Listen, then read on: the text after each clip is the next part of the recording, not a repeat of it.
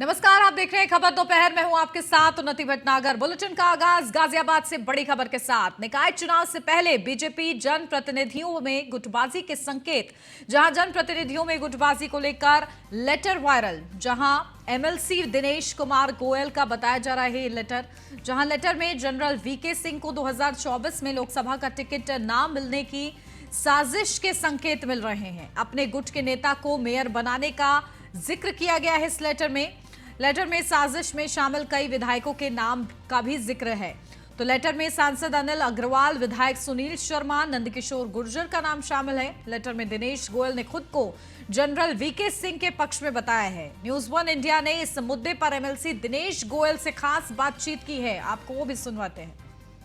गाजियाबाद में एमएलसी दिनेश गोयल के एक लेटर ने राजनीतिक हलचल में काफी भूचाल ला दिया है। कुछ दिन पहले हुई एक मीटिंग के बाद उन्होंने एक पत्र जारी किया और उस पत्र में यह लिखा कि कुछ लोग जर्नल जो कि यहाँ के सांसद हैं उनको बदनाम कर रहे हैं। आइए उन्हीं से सीधी बातचीत करते हैं। गोयल जी, ये बताइए कि क्या मीटिंग थी और उसके बाद जो पत्र जारी किया गया था वो क्या था? 17, 12, 22 को पाकिस्तान के विरुद्ध जब हमने प्रदर्शन किया था, उसके बाद राज्यसभा सांसद अनिल अग्रवाल के नेतृत्व में हमारे चारों विधायक माननीय अतुल गर्ग, माननीय सुनील शर्मा, माननीय जितपाल त्यागी, माननीय नंदकिशोर गुर्जर एवं सम्मानित महानगर अध्यक्ष संजीव शर्मा मेरे यहाँ आए। आते हुए उन्होंने कहा कि हम संजीव शर्मा के समर्थन में आए हैं।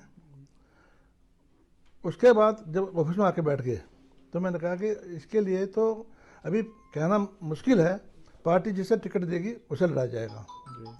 अतुल जी का जो स्टेनो था उसने वो टाइप किया कंप्यूटर पर मेरे यहाँ, मेरा स्टाफ छुट्टी पर था।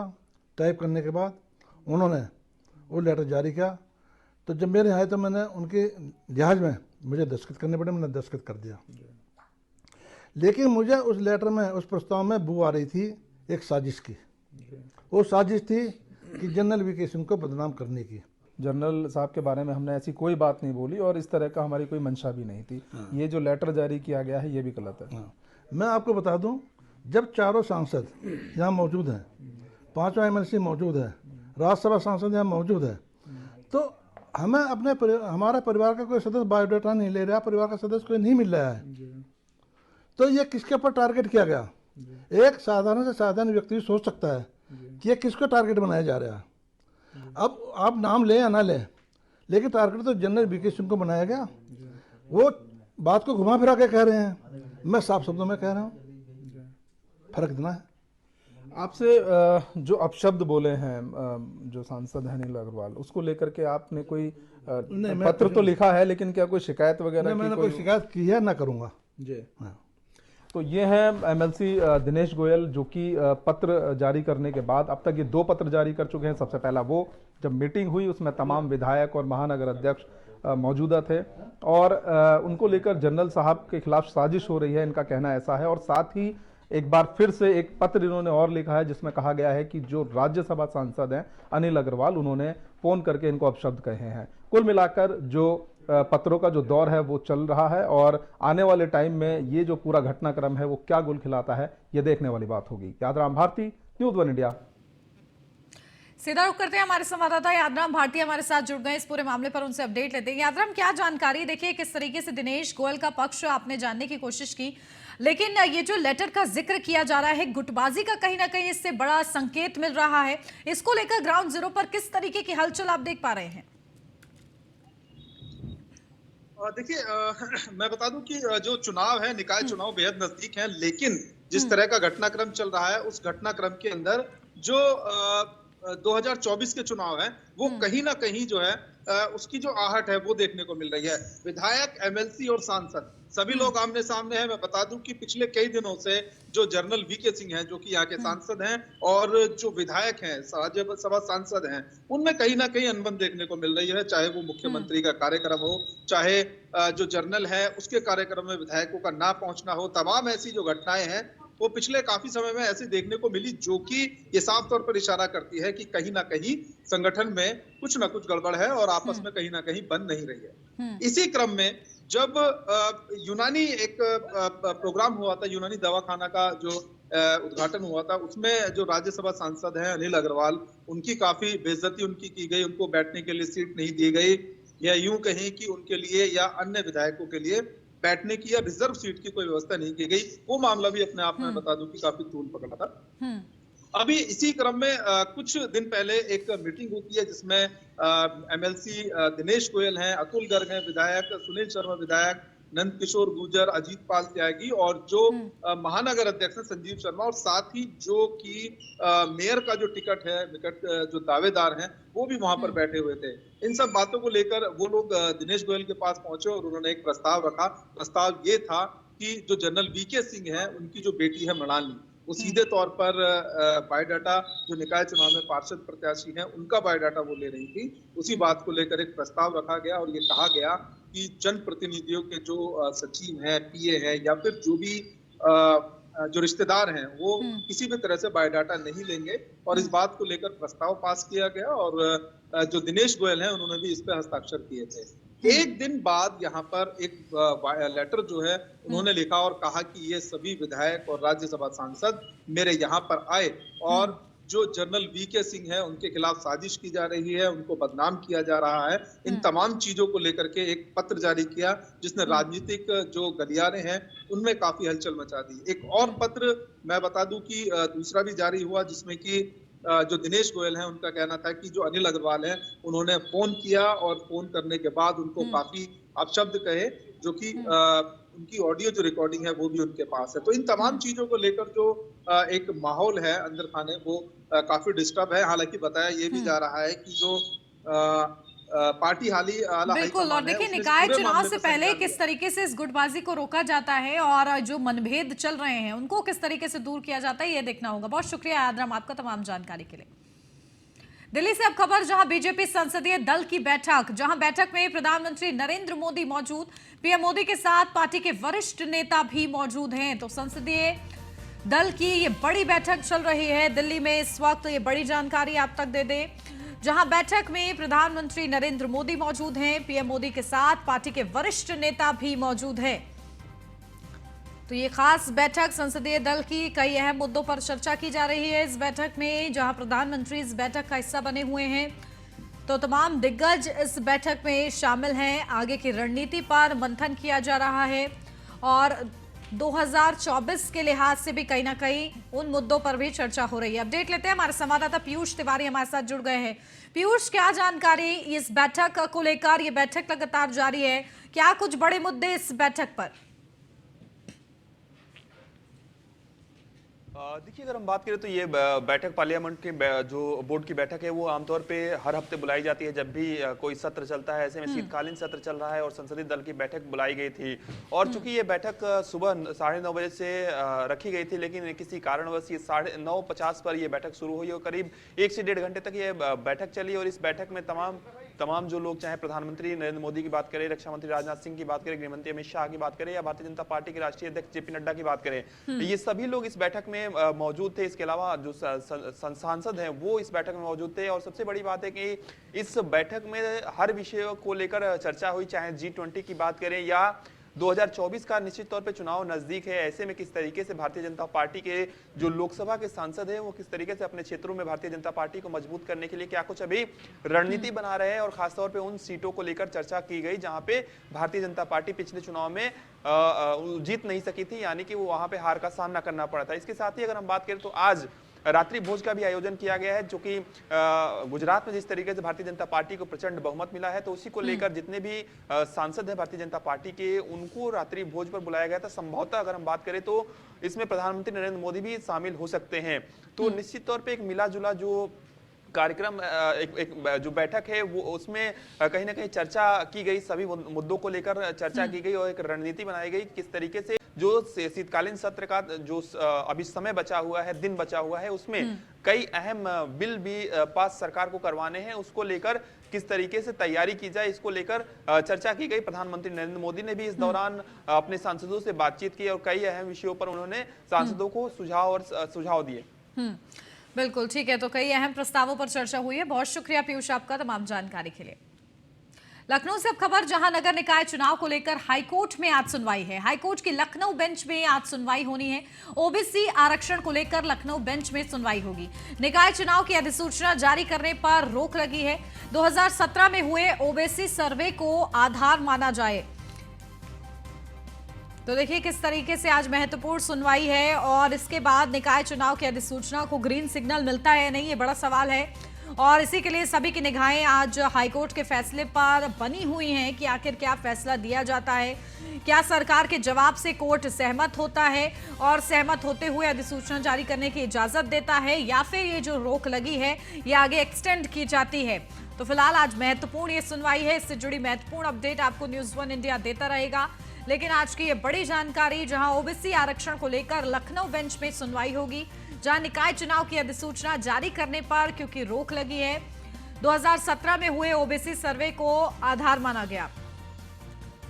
तो देखिए किस तरीके से आज ये महत्वपूर्ण सुनवाई है और इस सुनवाई में क्या होता है ये देखना बेहद ही ज्यादा महत्वपूर्ण रहेगा, क्योंकि निकाय चुनाव होने हैं। जनवरी से पहले ये निकाय के चुनाव कराने हैं और इस दौरान कहीं ना कहीं आरक्षण की ये जो याचिका है वो आड़े हाथ आ रही है और इसी की सुनवाई हुई। और इस सुनवाई के दौरान अधिसूचना पर 20 दिसंबर तक रोक लगाई गई थी और आज 20 है तारीख है और इसी के चलते ये तारीख और आगे एक्सटेंड होती है या फिर समय के अनुसार चुनाव कराए जाते हैं। इसको लेकर सभी उम्मीदवारों की नजरें भी बनी हुई हैं, तो वहीं जो मतदाता हैं उनकी भी नजरें बनी हुई हैं कि क्या कुछ फैसला कोर्ट की तरफ से, हाईकोर्ट की तरफ से दिया जाता है इस पूरे मामले को लेकर। अपडेट लेते हैं, हमारे संवाददाता मनीष मिश्रा लखनऊ से हमारे साथ जुड़ गए हैं। मनीष, क्या जानकारी? देखिए आज क्या ग्रीन सिग्नल मिलने की संभावना है? सरकार के जवाब से संतुष्ट हो सकता है कोर्ट? क्या कुछ जवाब दिया गया सोमवार को?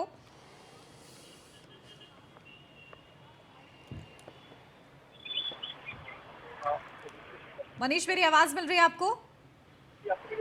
देखिए जी, आपको मेरी आवाज मिल रही है? जी मनीष।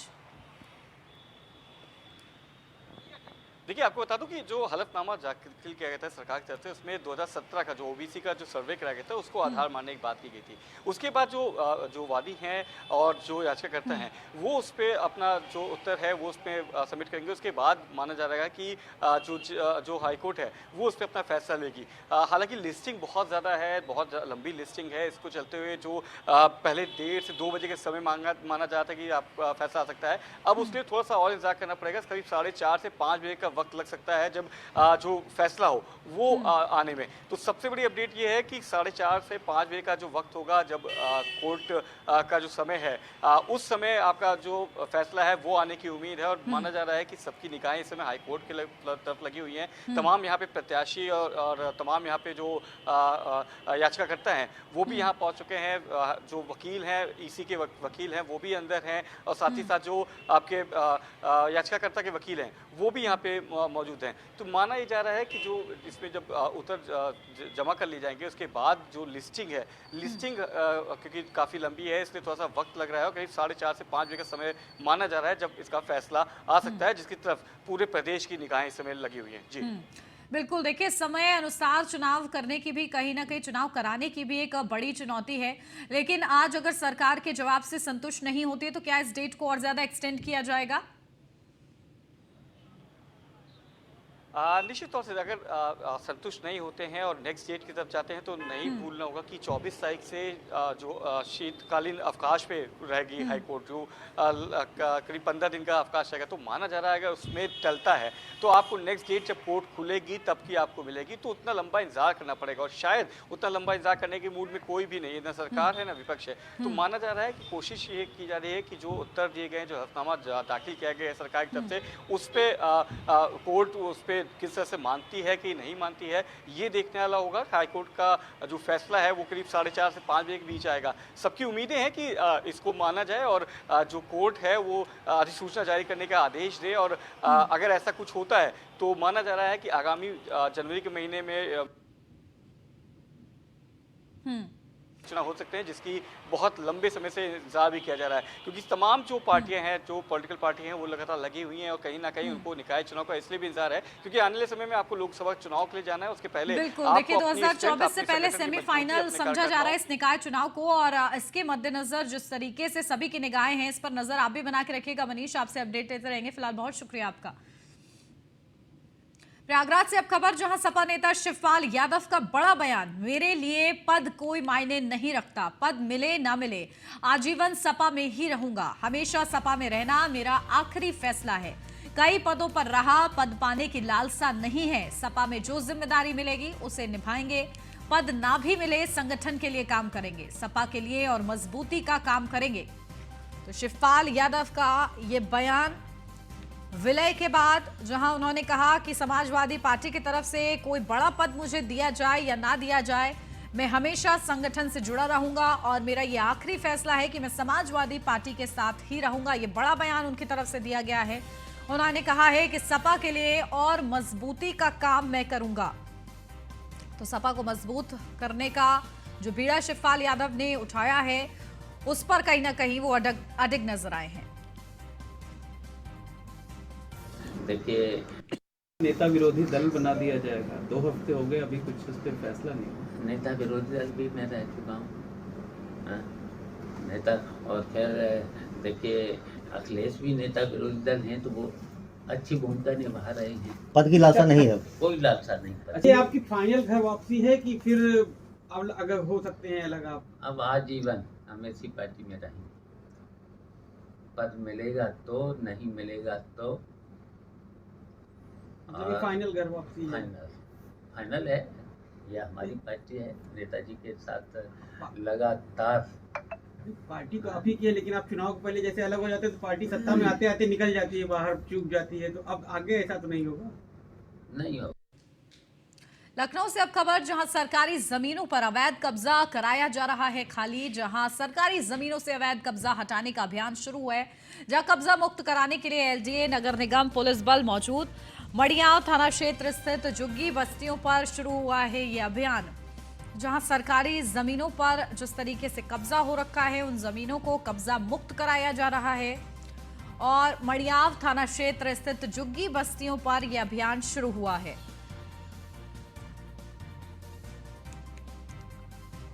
तो ये बड़ी अपडेट, जहां किस तरीके से बड़े अभियान की दस्तक, जहां कब्जा मुक्त कराने के लिए एलडीए, नगर निगम, पुलिस बल मौजूद है मौके पर और सरकारी जमीनों को कब्जा मुक्त कराया जा रहा है। और इस दौरान किसी भी तरीके से अप्रिय घटना ना हो, इसी को ध्यान में रखते हुए जो अधिकारी हैं वो भी मौके पर मौजूद हैं कार्रवाई के दौरान। और अतिक्रमण के खिलाफ ये बड़ा अभियान चलाया जा रहा है। सरकारी जमीनों पर अवैध कब्जे को खाली कराया जा रहा है, कब्जा मुक्त कराया जा रहा है। और ये बड़ी कार्रवाई जारी है लगातार जमीनी स्तर पर, जहां कब्जा मुक्त कराने के लिए एलडीए भी, नगर निगम और पुलिस बल सभी मौजूद हैं मौके पर और सभी की उपस्थिति में अतिक्रमण मुक्त कराई जा रही हैं जमीनें। तो विशेष मानकों का भी ध्यान रखा जा रहा है, पहले से नोटिस भी दिया जा रहा है और उसके बाद जगह खाली कराई जा रही है। तो ये बड़ा अभियान चल रहा है, अतिक्रमण मुक्त कराया जा रही हैं सरकारी जमीनें और इसके लिए एलडीए, नगर निगम और पुलिस बल मौके पर तैनात है।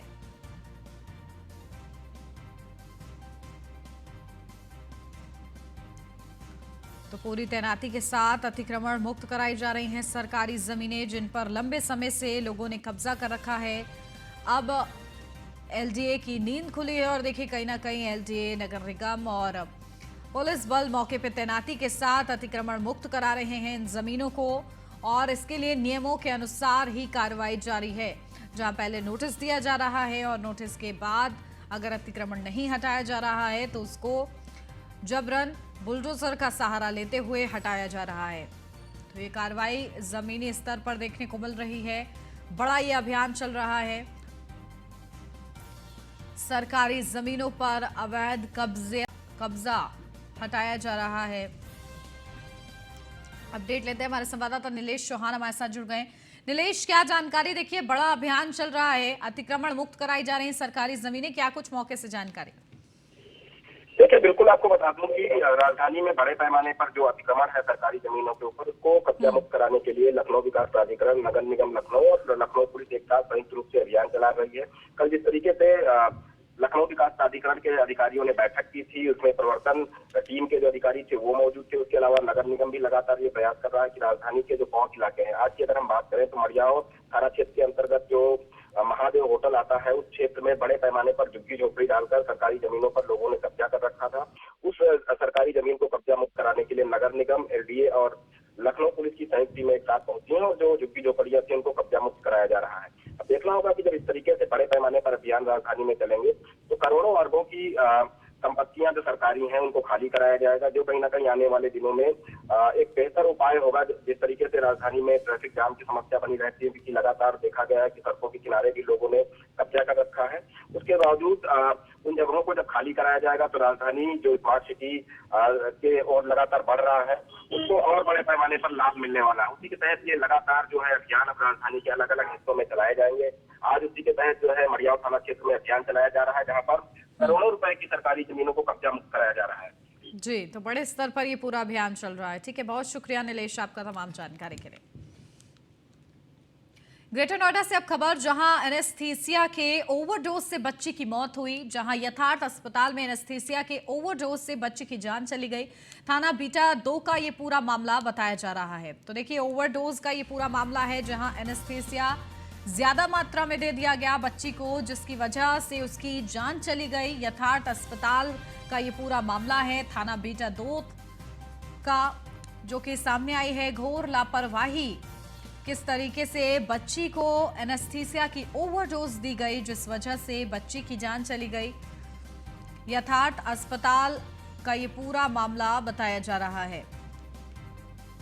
तो बड़ी लापरवाही ये सामने आई है डॉक्टर्स की, जहां एनेस्थीसिया की ओवरडोज दी गई है, जिसकी वजह से बच्ची की मौत हो गई है। इस पूरे मामले पर जो लापरवाह हैं उन पर किस तरीके से गाज गिरती है, ये देखना होगा। थाना बीटा 2 का ये पूरा मामला है। हमारे ब्यूरो चीफ निशान शर्मा हमारे साथ जुड़ गए हैं, सीधा उन्हीं का रुख कर लेते हैं। निशान, क्या जानकारी? देखिए, एनेस्थीसिया की ओवरडोज दे दी गई, कौन कौन लापरवाह इसमें संलिप्त पाए गए हैं?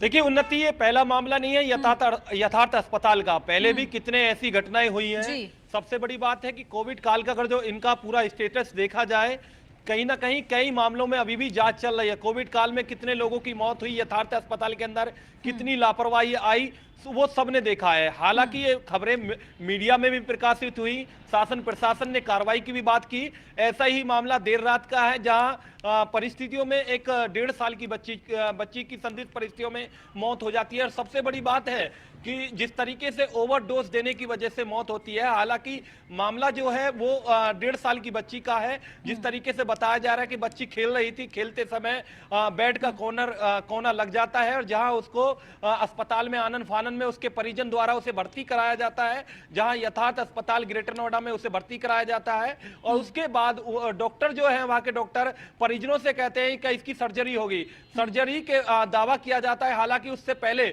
60,000 रुपए जमा कराए जाते हैं, जहां 60,000 रुपए कैश जो है परिजन जमा करते हैं और उसके बाद जो है परिजनों को उसका 1.5 साल की बच्ची का सब दे दिया जाता है। उसके बदले पहले पैसे और उसके बदले सब दे दिया जाता है। और सबसे बड़ी बात यह सामने आ रही है कि एनेस्थीसिया की जो ओवरडोज दी जाती है, जहां ओवरडोज की वजह से बच्ची की मौत हो जाती है। हालांकि पूरे मामले में परिजनों द्वारा तत्काल प्रभाव से 112 पर पुलिस को सूचना दी गई। बीटा 2 पुलिस जो लोकल पुलिस है वहां पर पहुंचती है, कार्रवाई की बात की जाती है। हालांकि जो देखा जा रहा है, स्वास्थ्य विभाग के द्वारा जो स्वास्थ्य अधिकारी है उनको भी सूचना दी जाती है, लेकिन अभी जो देखा जा रहा है अस्पताल के ऊपर कोई कार्रवाई नहीं की गई है, क्योंकि कहा जाता है कि नाम बड़े हैं, बड़े एक रसूखदार का अस्पताल है, जिसकी वजह से कोई कार्रवाई नहीं की गई। और 1.5 साल की मासूम तो देखिए, खुले तौर पर बड़ी लापरवाही निशान तो उजागर हो रही इस पूरे मामले से, साथ ही साथ किस तरीके से पैसे के चलते लोगों की जान के साथ खिलवाड़ हो रहा है, ये साफ इस मामले से उजागर हो रहा है। बहुत शुक्रिया आपका तमाम जानकारी के लिए।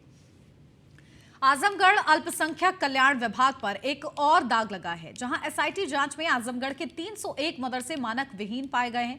पहले की जांच में 313 मान्यता प्राप्त मदरसे मानक के विपरीत मिले थे, जिनको एक बार अपने मानक में सुधार का मौका दिया गया था, जिसमें 12 मदरसे गाइडलाइन के अनुसार पाए गए हैं, तो वहीं कई मदरसे केवल कागज पर या घर के एक कमरे में चलते हुए मिले थे। अब एसआईटी की रिपोर्ट शासन को सौंपने जाने के बाद निर्णय उच्च स्तर से लिए जाना है, और इसी के लिए अब आगे क्या कुछ किया जाता है इसके संबंध में ये देखना महत्वपूर्ण रहेगा।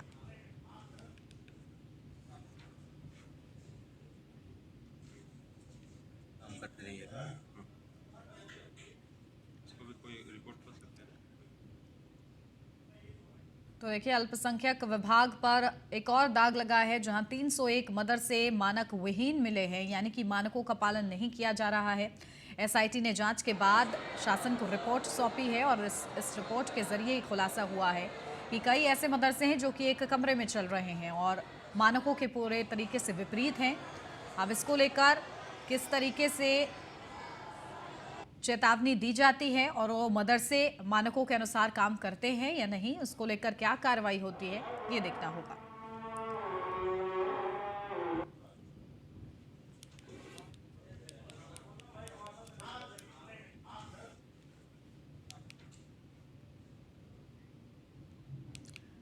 तो देखिए, ग्रेटर नोएडा से ये खबर हमने आपको बताई थी, जहां किस तरीके से एनेस्थीसिया के ओवरडोज की वजह से बच्ची की मौत हुई थी। यथार्थ अस्पताल में एनेस्थीसिया के ओवरडोज से बच्चे की जान गई थी। थाना बीटा 2 का ये पूरा मामला है, जहां यथार्थ अस्पताल में ये बड़ी लापरवाही खुले तौर पर सामने आई है कि ओवरडोज की वजह से एनेस्थीसिया की ओवरडोज दी गई, जिसके बाद उस बच्ची की मौत हो गई। इस तरीके से जान से आखिर खिलवाड़ क्यों किया गया है, क्या इसके पीछे की वजह रही, और ऐसा बताया जा रहा है कि ग्राउंड जीरो पर यह पहला मामला नहीं है, कई बार इस तरीके के मामले सामने आए हैं, लापरवाही हुई है, जिनकी अनदेखी हुई है। लेकिन न्यूज़ 1 इंडिया इस लापरवाही को उजागर कर रहा है, ताकि आगे किसी भी मरीज के जान के साथ खिलवाड़ ना किया जाए। और क्योंकि ये बहुत ही ज्यादा बेसिक है, एनेस्थीसिया दिया जाता है किसी भी सर्जरी से पहले, और अगर वो ही ओवरडोज दे दिया जाए तो किस तरीके से लापरवाही कितनी चरम पर है, इसी से अंदाजा लगाया जा सकता है। उस बच्ची की जान चली गई ओवरडोज की वजह से, जहां बताया जा रहा है कि बच्ची को बेड का कॉर्नर लगा था और सर में उसके चोट आई थी, जिसके बाद डॉक्टर्स की तरफ से कहा गया कि उसको ऑपरेट करना पड़ेगा, सर्जरी होगी उसकी, और इसी को लेकर एनेस्थीसिया दिया गया, और एनेस्थीसिया ज्यादा मात्रा में दे दिया गया, ओवरडोज कर दी गई उसकी, जिसकी वजह से बच्ची की जान चली गई। तो खुले तौर पर यह बड़ी लापरवाही है। लापरवाहों को किस तरीके से सबक सिखाया जाता है ताकि आगे इस तरीके से बड़ी लापरवाही ना हो, ये देखना इस पूरे मामले में महत्वपूर्ण रहेगा। तो थाना बीटा 2 का ये पूरा मामला है, यथार्थ अस्पताल का, जहां एनेस्थीसिया के ओवरडोज से बच्ची की मौत हुई है। 2.5 साल करीब बच्ची की उम्र फिलहाल बताई जा रही है, जिसकी मौत हुई है। एक मामूली सी चोट को लेकर बच्ची पहुंची थी, और परिजनों को कोई संभावना नहीं थी कि उनका बच्चा उन्हें वापस नहीं मिलेगा। और देखिए, ये बड़ी लापरवाही है, जहां एक बच्ची की एनेस्थीसिया के ओवरडोज की वजह से मौत हो गई है। अब इस पूरे मामले पर जो लापरवाह हैं उनको किस तरीके से सजा मिलती है, लापरवाही आगे इस तरीके से ना हो, इसको लेकर चेतावनी कैसे दी जाती है, ये देखना होगा।